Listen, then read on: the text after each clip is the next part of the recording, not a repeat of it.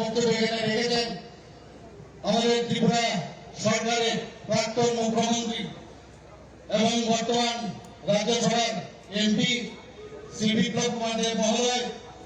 উপস্থিত আছেন MOS social justice and employment Shrimati Pratima Bhowmik মহোদয়া। উপস্থিত আছেন আমাদের সবার প্রিয় প্রাক্তন উপমুখ্যমন্ত্রী ত্রিপুরা সরকারের শ্রী যিশুদেব মহোদয়।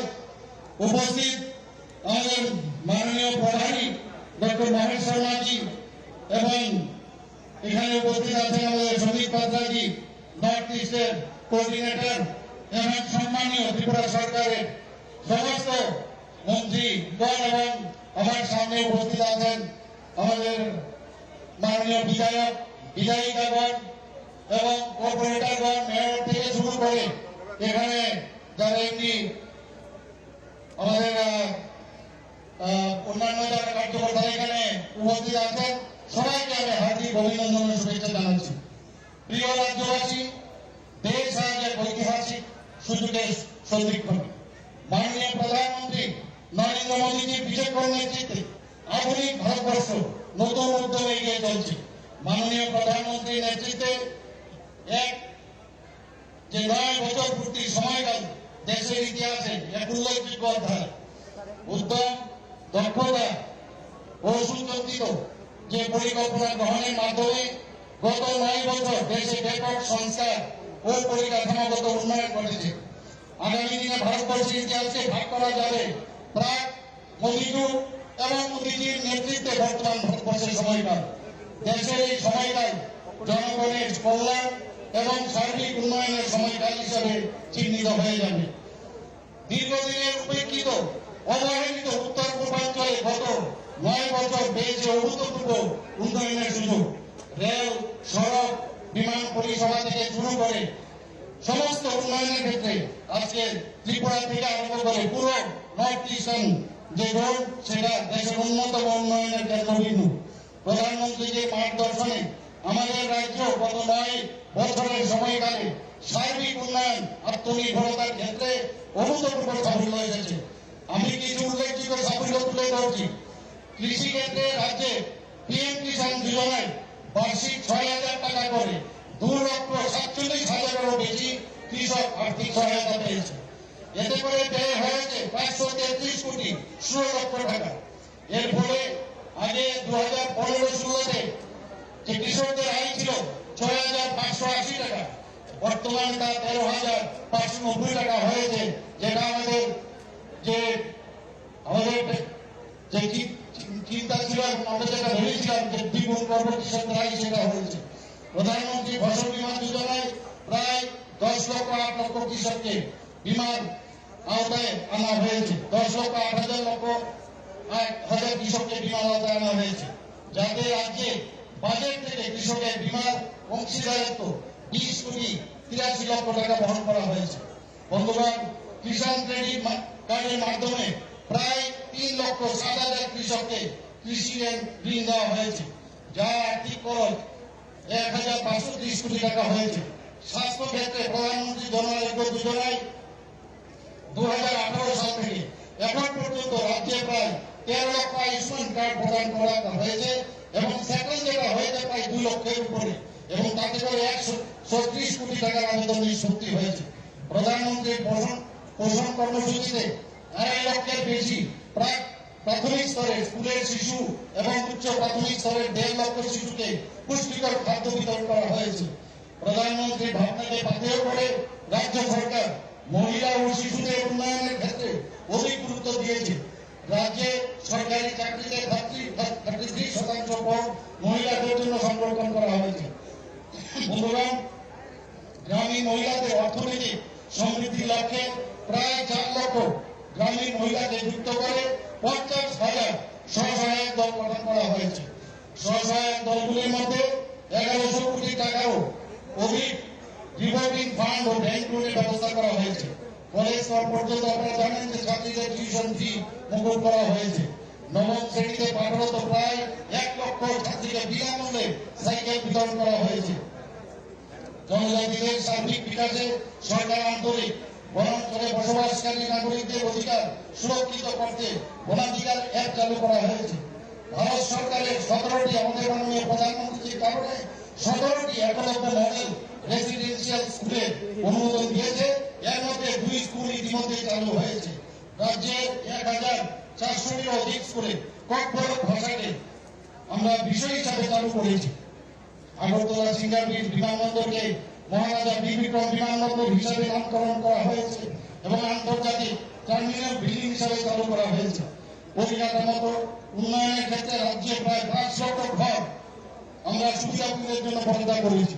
প্রধানমন্ত্রী গ্রাম সড়ক যোজনায় রাজ্যে 2000 কিলোমিটার উপর রাস্তা নির্মাণ করা হয়েছে। জল জীবন মিশনে রাজ্যে 4,30,000 উপর পরিবারে পানীয় জলের সংযোগ দেওয়া হয়েছে। সৌভাগ্য প্রকল্প দীনদয়াল উপাধ্যায় গ্রাম জ্যোতি যোজনার অধীনে প্রায় 2,18,000 পরিবারে প্রায় 690 কোটি টাকা দেওয়া হয়েছে। বন্ধুগণ, মাননীয় প্রধানমন্ত্রীর এই ধরনের দূরদর্শী উদ্যোগের ফলে দেশ আজ 5 ট্রিলিয়ন অর্থনৈতিক লাভে উন্নতি হয়েছে। এই জনমন্ত্রী শাসন আরো অনেক বছর বজায় থাকুক এবং প্রতিটি স্বপ্নকে বাস্তবে পরিণত করার সুযোগ এনে দিন। আমাদের মাননীয় প্রধানমন্ত্রীর মার্গদর্শনকে পাথেয় করে এক ত্রিপুরা শ্রেষ্ঠ ত্রিপুরা করার লক্ষ্যে আমাদের রাজ্যে উন্নয়ন কর্মযজ্ঞ অব্যাহত রয়েছে। সবাইকে অনেক ধন্যবাদ। নমস্কার। বন্দে মাতরম। ভারত মাতা কি জয়। ধন্যবাদ আমাদের রাজ্যের মাननीय मुख्यमंत्री के। 2014 से 2024 एक स्वर्णिम काल जो लिखी जा रही है अपने प्रधानमंत्री के हाथों द्वारा, उस काल की गाथा को बयां करने के लिए अभी मैं विनम्रता से निवेदन करती हूँ अपनी भारतीय जनता पार्टी के राष्ट्रीय अध्यक्ष आदरणीय जेपी नड्डा जी का। भारत माता की, भारत माता की।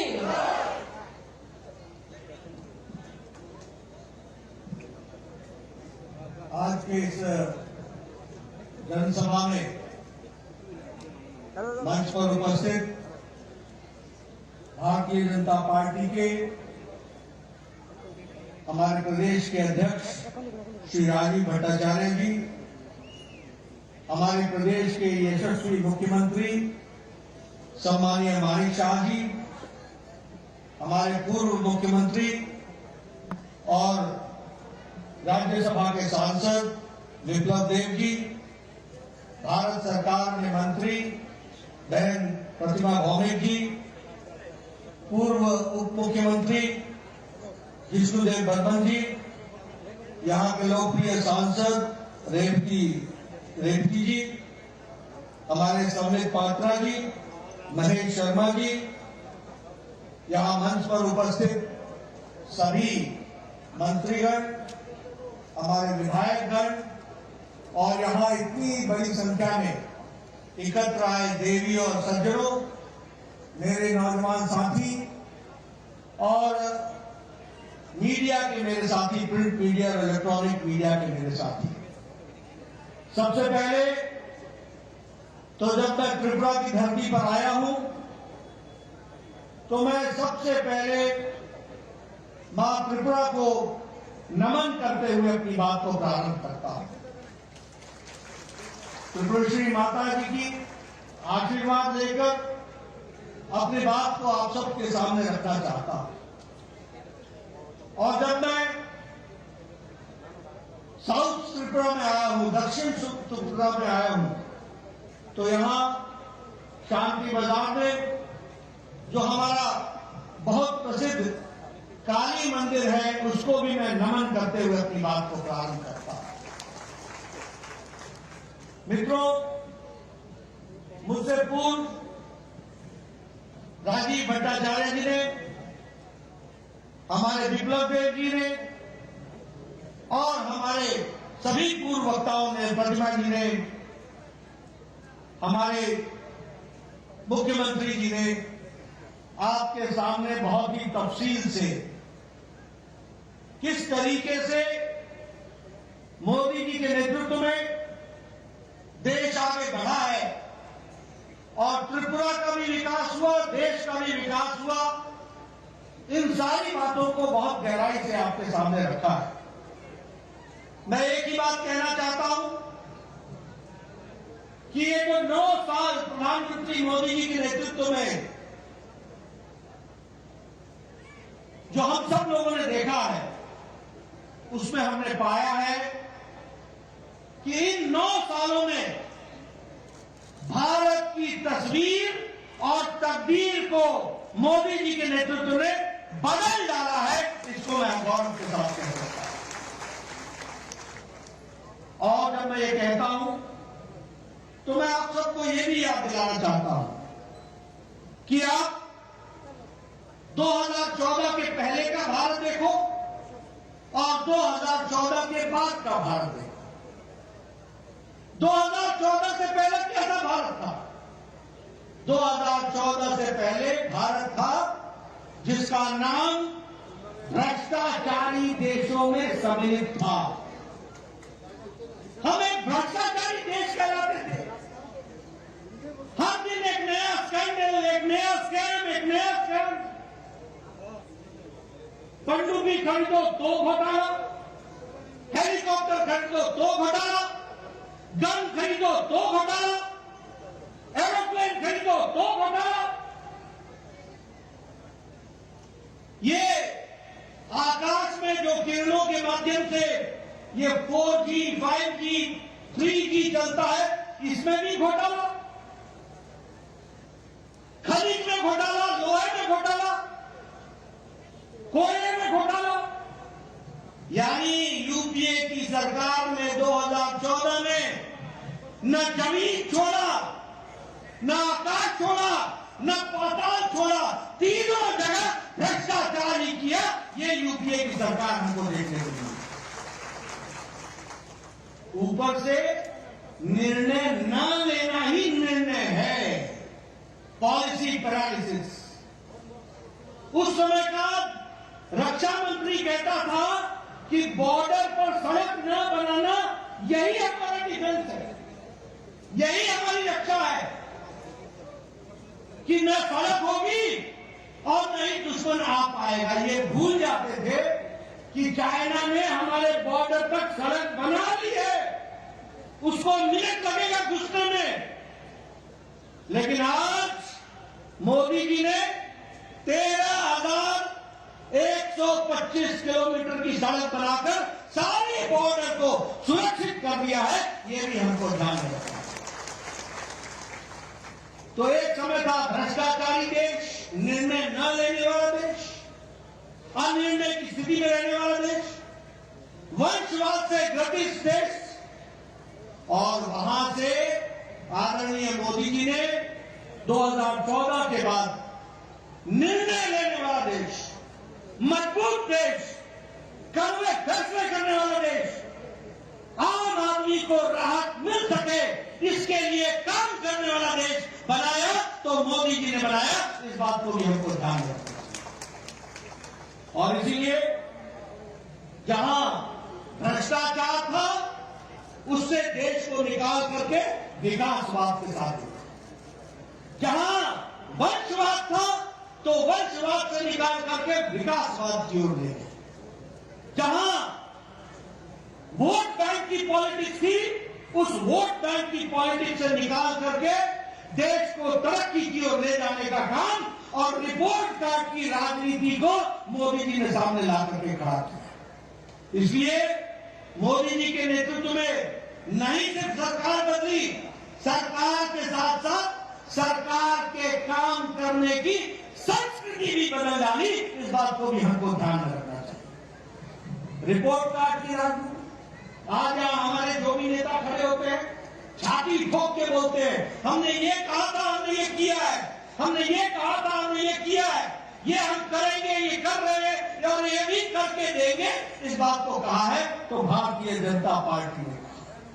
और इसीलिए जब हम विकास की बात करते हैं, आपको जान करके खुशी होगी कि सड़कों के लिए, रोड्स, नेशनल हाईवे के लिए, इंफ्रास्ट्रक्चर के लिए 18 लाख करोड़ रुपए 2014 से 2022 के बीच में खर्च हुआ है।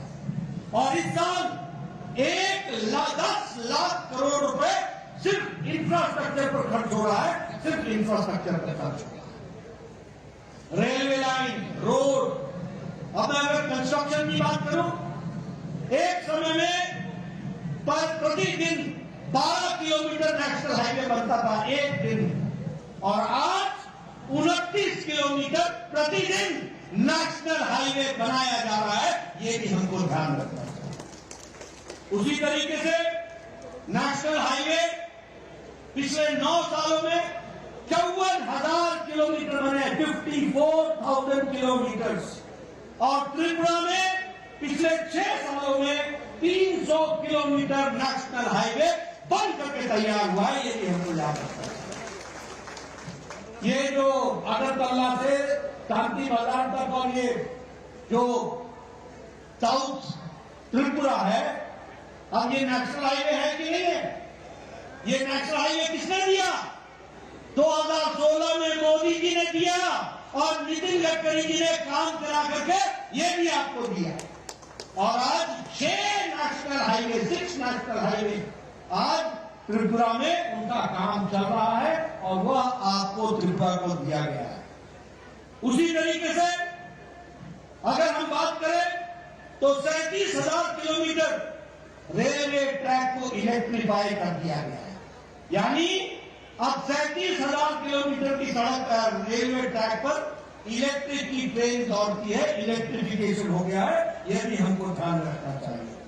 और अगरतला से अखुरा रेल लिंक, जिसका इंडियन साइड, जो भारतीय साइड है, उसमें 5.40 किलोमीटर, 460 किलोमीटर, ये टोनियर, ये जो हमारा नॉर्थ ईस्ट हमारा डिपार्टमेंट है, उसके माध्यम से इसका काम हुआ है। और 6.8 किलोमीटर ये बांग्लादेश में जो रेलवे ट्रैक बन रहा है, इसका खर्च मिनिस्ट्री ऑफ एक्सटर्नल अफेयर्स, विदेश मंत्रालय ने दिया है। और अब अगरतला से कलकत्ता जाने का समय 31 घंटे से घट करके 10 घंटे हो जाएगा। ये विकास की नई कहानी की जा रही है। ये है बदलता भारत। पहले हम बांग्लादेश में के माध्यम से सोच नहीं सकते थे। आज हमने रेलवे ट्रैक के काम को आगे बढ़ाया। आपको जान करके खुशी भी होगी और आश्चर्य भी होगा। खुशी ये होगी कि आज 9 साल के अंदर 74 एयरपोर्ट बने हैं, 74 एयरपोर्ट, और उसके साथ साथ 70 साल में 74 एयरपोर्ट बने, और मोदी जी के नेतृत्व में 9 साल के अंदर 74 एयरपोर्ट बने हैं। ये भी हमको ध्यान रखना चाहिए। आज नॉर्थ ईस्ट में 7 नए एयरपोर्ट बन रहे हैं। सभी कैपिटल को जोड़ने का प्रयास हो रहा है, या कैपिटल के नजदीक एयरपोर्ट बनाने का इंतजाम हो रहा है। अगर हम गांव की सड़क बोले तो आपको जान करके आश्चर्य होगा, पिछले 9 साल में 3,28,000 सड़क ऑल वेदर रोड गांव को जोड़ने के लिए बनी है, और 61,000 गांव हैबिटेशन को पक्की सड़क से जोड़ने का काम पिछले 9 साल में हुआ। अगर मैं शांति और सुरक्षा की बात करूं तो मैंने पहले कहा 13,125 किलोमीटर, क्षमा करिएगा 13,525 किलोमीटर बॉर्डर रोड बन करके तैयार हो गया है। और एक नहीं, 2 ब्रिज बन करके, एक तरफ से जाने का, एक तरफ से आने का, हर मौसम में 2 दिन के अंदर, 1 दिन के अंदर अपनी फौज को बॉर्डर पर पहुंचाने का काम किया। तो नरेंद्र मोदी जी ने किया। ये भी हमको ध्यान रखना है। आप सबको मालूम ही है, हम नारा लगाते थे, एक देश में 2 निशान, 2 विधान, 2 प्रधान नहीं चलेंगे। जम्मू कश्मीर में धारा 370 लगी हुई थी। मोदी जी ने 6 अगस्त 2019 को पार्लियामेंट में खड़े होकर के अमित शाह जी की रणनीति ने काम किया, और मोदी जी की इच्छा शक्ति ने तय किया, और धारा 370 को धाराशाही कर दिया, और कश्मीर को संपूर्णता के साथ भारत से जोड़ दिया। ये भी हमको ध्यान रखना। उसी तरीके से अगर मैं बात करूं तो हमारे यहां विकास की दृष्टि से डिफेंस के प्रोडक्शन में 99%, एक तो 7,500 करोड़ रुपए का जो प्रोक्योरमेंट है वो हुआ है, और उसी तरीके से 2,71,000 का 2022-23 में प्रोक्योरमेंट हो रहा है डिफेंस प्रोडक्ट्स का, और जिसमें से 99% भारत की इंडस्ट्री बना रही है। ये आत्मनिर्भर भारत की ओर जाने का विषय है। आपको मालूम होगा चाइना के साथ डोकलाम स्टैंड ऑफ हुआ, चाइना की फौजें खड़ी रही तो सामने भारत की फौज भी डट से खड़ी रही और उनको वहीं पर रोका, ये भी आपको मालूम है। एयर स्ट्राइक, सर्जिकल स्ट्राइक, ये सब चीजें आप जानते हैं। कभी किसी भारत के प्रधानमंत्री ने कहा था कि तुमने बहुत बड़ी गलती कर दी है, तुमको इसका खमियाजा भुगतना पड़ेगा, घर में घुस करके मारेंगे, और ये था सर्जिकल स्ट्राइक जो आपने देखा, ये था एयर स्ट्राइक, ये भी आपने देखा। टेररिज्म का इसको कहते हैं कि नो टॉलरेंस, जीरो टॉलरेंस।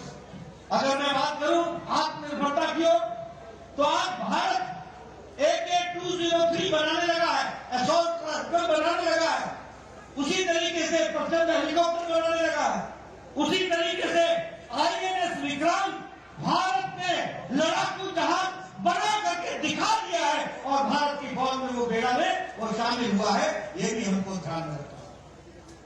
अगर मैं सुशासन की बात करूं, क्योंकि हम जब 9 साल मना रहे हैं तो सेवा, सुशासन और गरीब कल्याण, ये जो सुशासन की हम बात करते हैं, एक समय में भारत का प्रधानमंत्री स्वर्गीय राजीव गांधी बोलते थे कि मैं दिल्ली से 1 रुपए भेजता हूं तो 85 पैसे पता नहीं किनके हाथों में लग जाते हैं, और सिर्फ 15 पैसे ही पहुंचते हैं, सिर्फ 15 पैसे। आज बदलता भारत मोदी जी के नेतृत्व में 22,40,000 करोड़ रुपए लोगों के खाते में, बैंक में पहुंचा दिया गया। ये बदलता भारत है, लोगों को डायरेक्ट बेनिफिट ट्रांसफर पहुंचाया गया। कितना? 22,40,000 करोड़, जिसमें से 2,20,000 करोड़ रुपए, लाख करोड़ रुपए ये जो पिलफरेज हो जाता था, ये जो बीच में बिचौलिए खा लेते थे, इसको भी रोकने का काम किया। कितना? 2,20,000 करोड़, इतना मोदी जी ने बचाया है डायरेक्ट बेनिफिट ट्रांसफर से। ये है सुशासन। आज common service centre 5,47,000 common service centre बने, और 2.5 लाख गांव में हमारा नौजवान कॉमन सर्विस सेंटर खोल के खड़ा है। और आज किसी भी गांव में कॉमन सर्विस सेंटर में जाकर के भारत सरकार और त्रिपुरा सरकार की तमाम योजनाओं का उपयोग आप कर सकते हैं, और उससे आप डिजिटलाइजेशन के माध्यम से आप उसका उपयोग कर सकते हैं। बदलता भारत कैसा है?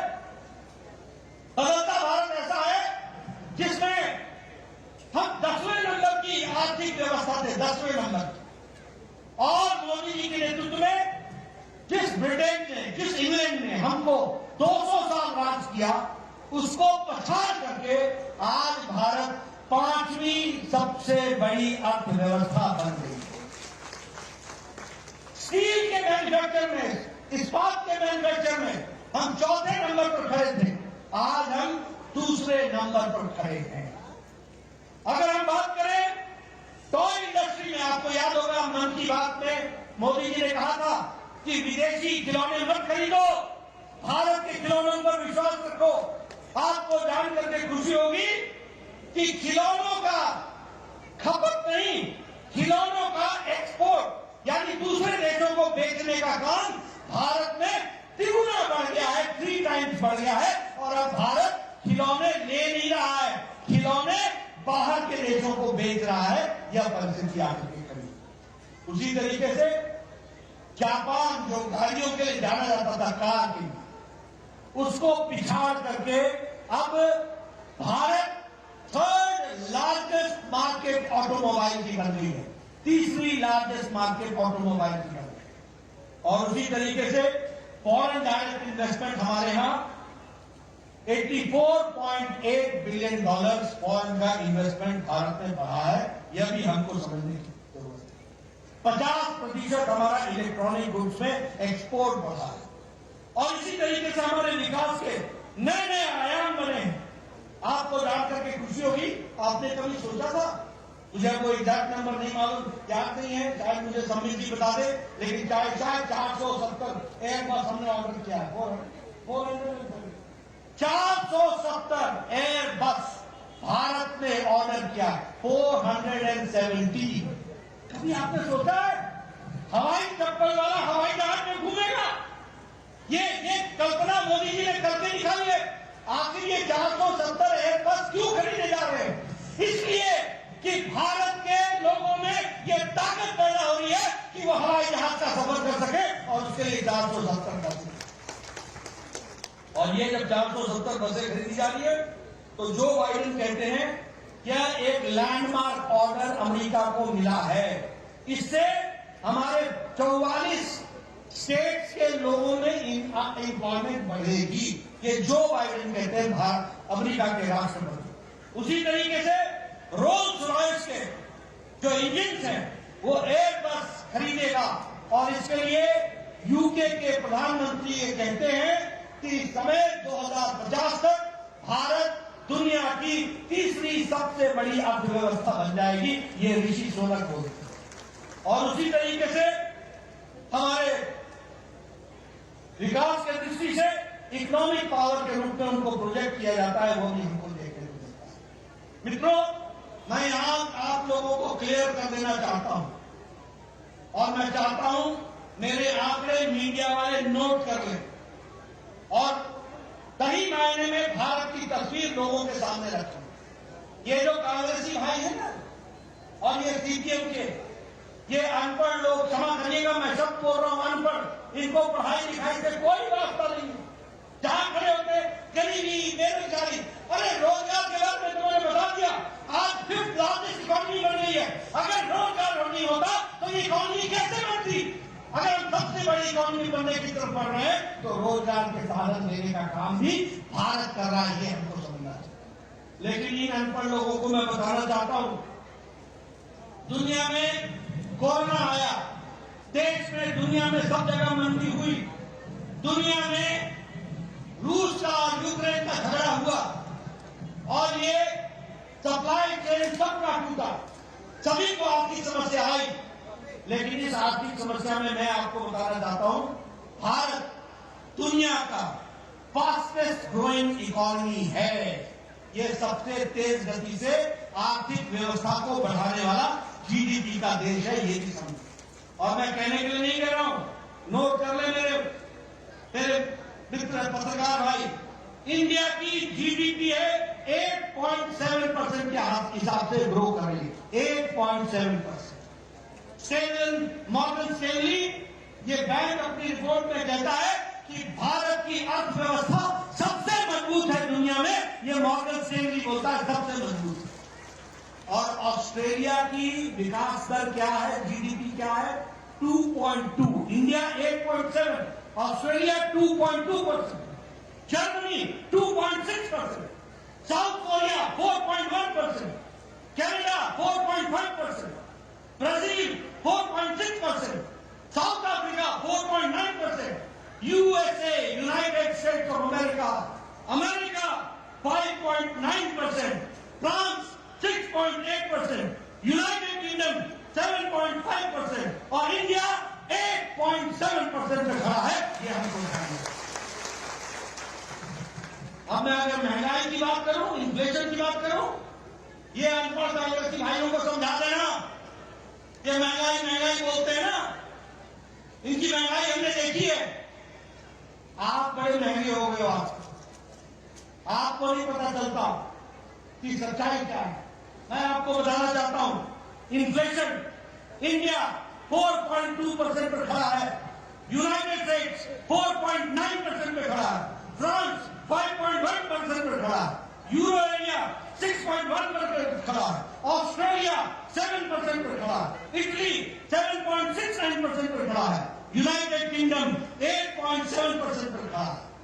और खाद्य सामग्री का इन्फ्लेशन, महंगाई, खाने के सामान की महंगाई, वो भी जोड़ लो, इंडिया 2.9% पर खड़ा है, 2.91। यूएस, यूनाइटेड स्टेट्स अमेरिका 6.7% पे खड़ा है। फ्रांस 14.7% पे खड़ा है। यानी फ्रांस में महंगाई 14.7% से बढ़ गई। जर्मनी 14.5% से खड़ा है। यूरोपियन यूनियन 16.4% से खड़ा है। स्वीडन 16.8% से खड़ा है। यूके, यूनाइटेड किंगडम, इंग्लैंड 18% पर खड़ा है। पाकिस्तान 48.65% पर खड़ा है और भारत 2.91% पर खड़ा है। ये है बदलता भारत। मैं चाहूंगा इन आंकड़ों को मेरे पत्रकार बंधु जरा दुनिया की तस्वीर दिखाओ। क्या पाकिस्तान, क्या श्रीलंका और क्या भारत और क्या अमेरिका, क्या फ्रांस, क्या इटली, क्या जर्मनी, क्या स्विट्जरलैंड, भारत कहां पर खड़ा है? आज भारत आर्थिक जगत में, दुनिया की नजर में यह ब्राइट स्पॉट है, तो वो भारत है, भारत है, भारत। मैं आपको बताना चाहता हूं, अभी अभी कल परसों तूफान हटा। आपने दुनिया में भी तूफानों की तस्वीरें देखी होंगी। आपने देखा होगा चीन में किस तरीके से शहरों में पानी आया है। आपने देखा होगा अमेरिका में किस तरीके से जंगल जल रहे। आपने टीवी पर देखा होगा किस तरीके से तूफान मकानों को चिथड़े उड़ा रहा है। लेकिन ये भारत है, बदलता भारत, जहां तूफान आने से पहले हमारे साइंटिस्ट और हमारी इक्विपमेंट्स इतनी मजबूत मोदी जी ने लगाई है कि हमें 1-1.5 सप्ताह पहले पता चल जाता है कि तूफान कब आएगा, कहां आएगा, कितनी जोर से आएगा और उसकी कैसे व्यवस्था करनी है। और आप देखिए परसों तूफान आया, प्रधानमंत्री मोदी जी ने 1 हफ्ते पहले से तैयारी की। 1 लाख लोगों को सुरक्षित स्थानों पर पहुंचाया गया, 1 लाख लोगों को। उसी तरीके से यह भी बताया गया कि 125 किलोमीटर की स्पीड से आएगा।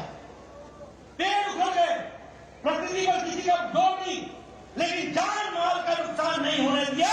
यह प्रधानमंत्री मोदी जी की तस्वीर को ध्यान में रखकर के हमको ध्यान में रखना चाहिए। पूरी तैयारी की गई, एनडीआरएफ को लगाया गया और प्रदेश और सेंटर के कोऑर्डिनेशन के कारण यह तूफान जो तबाही मचा सकता था उसको सुरक्षित तरीके से लोगों को बचाने का काम किया।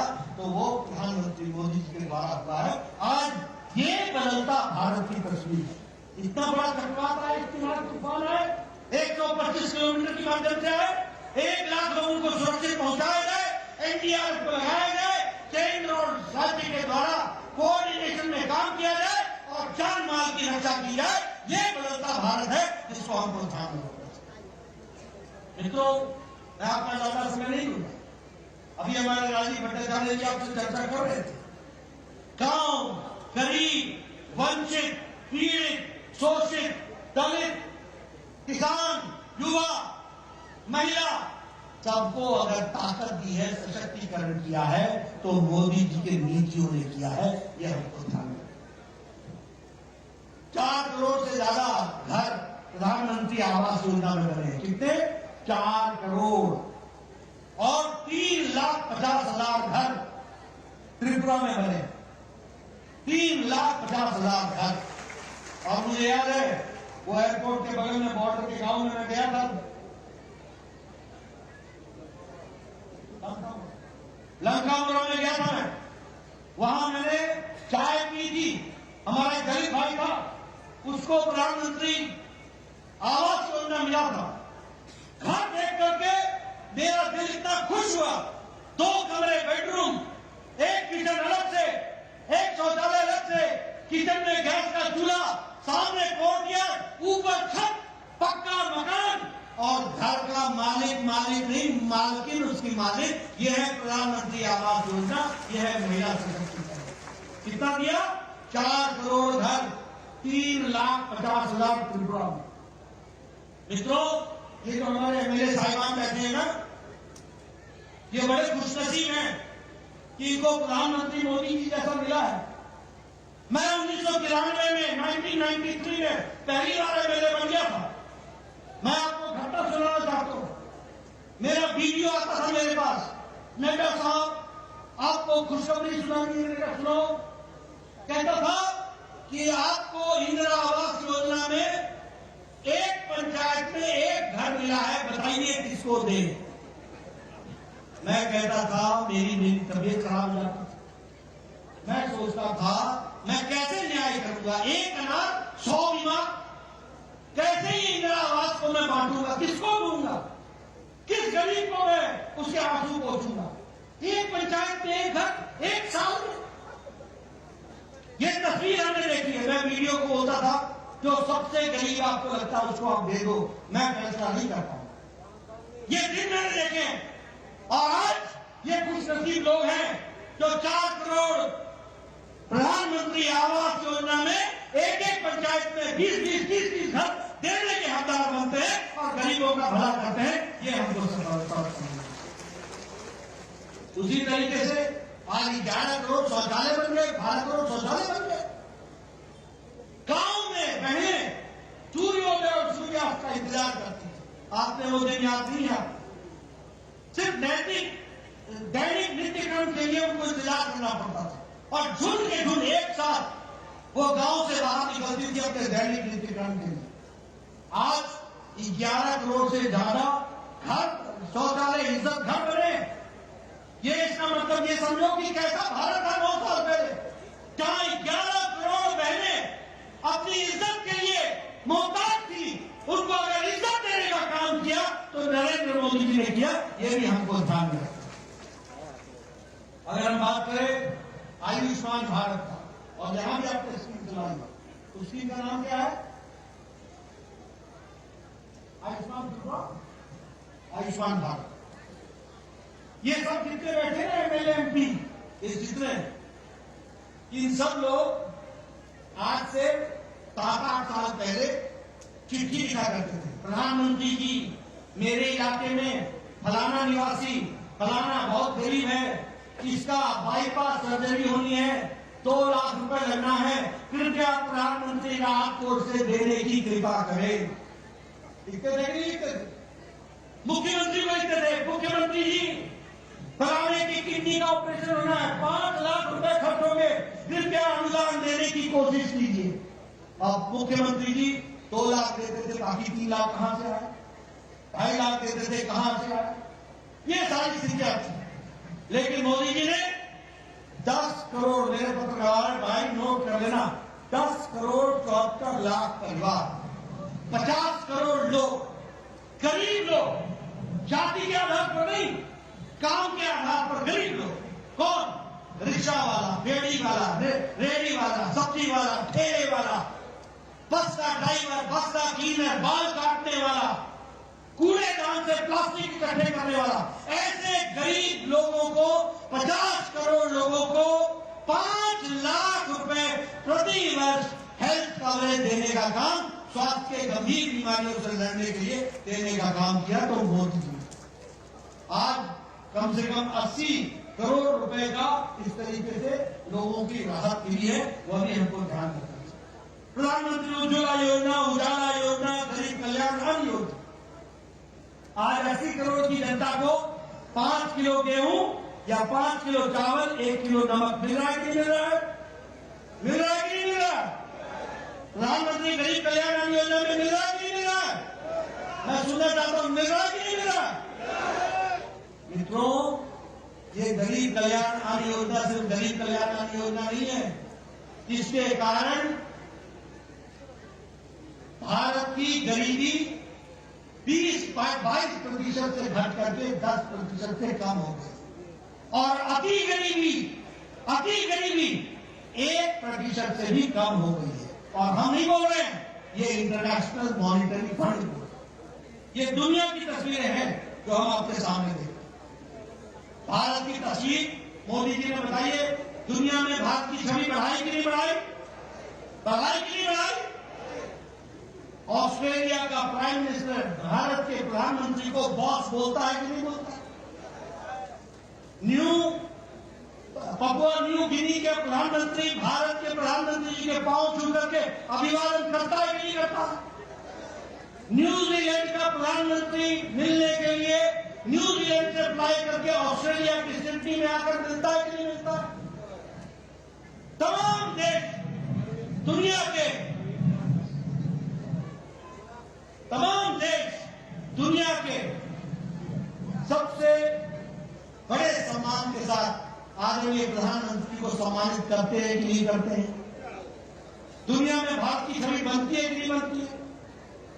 अब ये यूक्रेन की लड़ाई हुई, मोदी जी ने पुतिन से बात करके युद्ध रुकवाया था कि नहीं रुकवाया था? मोदी जी ने ज़ेलेंस्की से बात करके युद्ध रुकवाया था कि नहीं रुकवाया था? और 22,000 बच्चों को सुरक्षित तिरंगा झंडा लेकर के भारत स्वदेश पहुंचाया। ये बदलता भारत है, ये भी हमको ध्यान रखना है। इसलिए मित्रों, मैं बहुत सी बातें आपको कह सकता हूं और बहुत सी चीजों को आपके सामने रख सकता हूं, लेकिन हाँ, समय का अभाव भी है। आपने मेरी बात बहुत सुनी है, लेकिन आपको मैं समझाना चाहता हूं, भारतीय जनता पार्टी, कांग्रेस और सीपीएम, इन तीनों का अंतर क्या है? सबसे पहले कांग्रेस समझो क्या है। कांग्रेस का मतलब है करप्शन, कांग्रेस का मतलब है भ्रष्टाचार, कांग्रेस का मतलब है कमीशन, कांग्रेस का मतलब है नॉन गवर्नेंस, कुशासन, कांग्रेस का मतलब है पॉलिसी पैरालिसिस, कांग्रेस का मतलब है भाई भतीजावाद, निपोटिज्म, कांग्रेस का मतलब है परिवारवाद, कांग्रेस का मतलब है failure of law and order, Congress का मतलब, और सीपीएम का मतलब क्या है?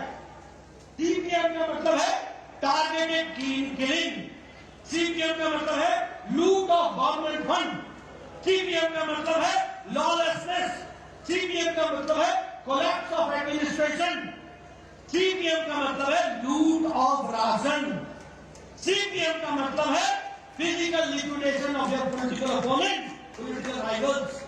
और बीजेपी का मतलब क्या है? बीजेपी का मतलब है डेवलपमेंट, बीजेपी का मतलब है हाईवे, बीजेपी का मतलब है रेलवे, बीजेपी का मतलब है एयरवे, बीजेपी का मतलब है इंटरनेट, बीजेपी का मतलब है विकास, बीजेपी का मतलब है इंफ्रास्ट्रक्चर, बीजेपी का मतलब है शिक्षा, बीजेपी का मतलब है स्वास्थ्य, बीजेपी का मतलब है गरीब कल्याण, बीजेपी का मतलब है गरीब सशक्तिकरण, बीजेपी का मतलब है महिलाओं का उत्थान, बीजेपी का मतलब है युवाओं को ताकत देना, बीजेपी का मतलब है सबका साथ, सबका विकास, सबका विश्वास, सबका साथ। इसलिए मित्रों, आप साफ साफ तस्वीर समझ लो, कांग्रेस किन बातों के लिए खड़ी होती है, सीपीएम ने आपको किस तरीके का राज दिया, और आज पहले विप्लव देव और अंबानी साहब के नेतृत्व में त्रिपुरा को मोदी जी के आशीर्वाद से किस तेजी से हम आगे बढ़ा रहे हैं, इसको भी आपको ध्यान में रखना पड़ता। आपका ज्यादा समय न लेता हुआ आपको 9 साल की मैं बधाई भी देता हूं, और ये ध्यान में रखिए कि हमको देश को मजबूती लाने के लिए स्टेबिलिटी लानी होगी, मोदी जी को ताकत देना होगा, भारतीय जनता पार्टी को मजबूती देनी होगी, कमल को खिलाना पड़ेगा, और कमल को खिला करके त्रिपुरा को आगे बढ़ाएंगे, देश का योगदान बढ़ाएंगे, देश को आगे बढ़ाएंगे। इन्हीं शब्दों के साथ बहुत बहुत धन्यवाद। जय भारत, जय त्रिपुरा।